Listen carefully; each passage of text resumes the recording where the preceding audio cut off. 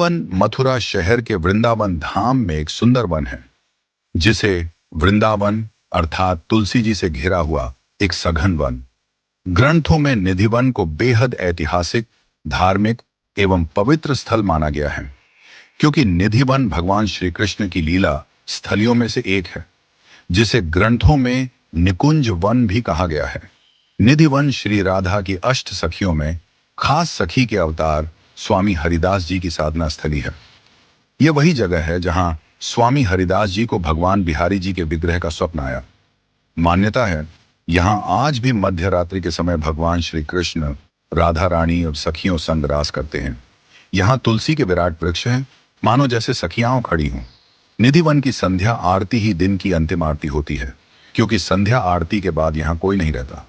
इसीलिए निधिवन के पट संध्या आरती के बाद बंद कर दिए जाते हैं, जिसकी वजह से यहाँ रहने वाले सभी पशु पक्षी निधिवन छोड़कर स्वतः ही चले जाते हैं।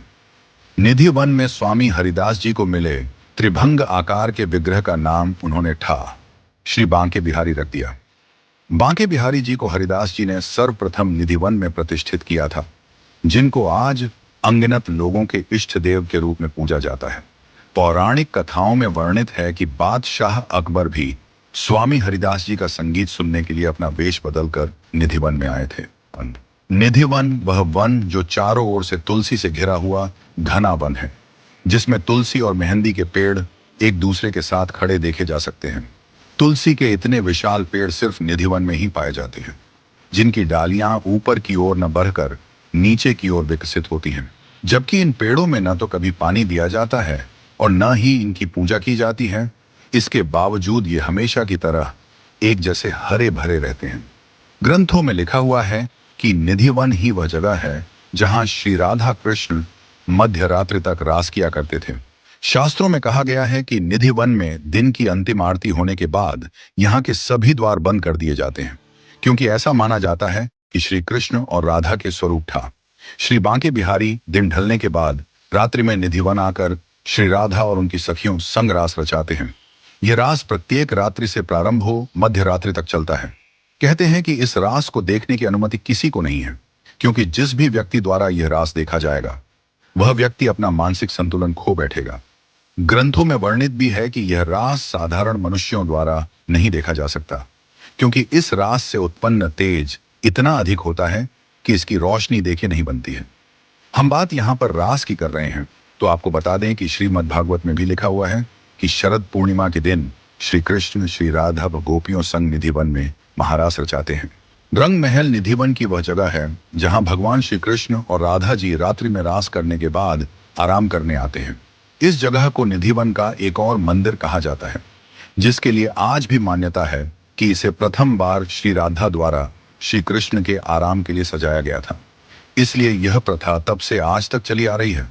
दिन की अंतिम आरती के बाद जब मंदिर के पट बंद किए जाते हैं, तो मंदिर में स्थित रंग महल में चंदन की शैया स्थापित है, जिसे प्रतिदिन मंदिर बंद होने से पहले फूलों से गोस्वामियों द्वारा सजाया जाता है और साथ में श्री राधा जी के लिए श्रृंगार का सामान भी रखा जाता है। रंग महल को सजाते समय उसमें एक चांदी का पानी का लोटा भी रखा जाता है, ताकि जब भगवान को रास करके थक जाने पर प्यास लगे तो वह पानी ग्रहण कर सके। इनके सभी चीजों के साथ साथ मंदिर के रंग महल में पान का बीड़ा, फल, सुपारी, दांतुन, गजरा आदि सभी चीजें व्यवस्थित तरीके से वहां पर सजा दी जाती हैं और मंदिर के पट बंद कर दिए जाते हैं। जब भोर में मंदिर के पुजारियों द्वारा मंदिर के कपाट खोले जाते हैं, तो उन्हें रंग महल का सभी सामान अस्त व्यस्त मिलता है और सजाई गई चंदन शैया पर सलवटें पड़ी मिलती हैं, जिससे जाहिर होता है कि रात्रि में यहाँ कोई आया, फिर उसने इन सभी चीजों का प्रयोग किया और मंदिर के कपाट खुलने से पहले वहां से चला गया। हम आपको बता दें कि जब भी आप निधिवन देखने जाएंगे तो वहां पर आपको एक कुंड भी देखने को मिलेगा। इस कुंड को ललिता कुंड कहा जाता है। मान्यताओं के अनुसार जब श्री राधा की प्रियतम सखी ललिता को द्वापर युग में रास करते करते प्यास लगी, तब भगवान श्री कृष्ण ने ललिता सखी की प्यास बुझाने के लिए अपनी बांसुरी की सहायता से निधिवन में एक कुंड उत्पन्न किया, जो वर्तमान में ललिता कुंड के नाम से जाता है।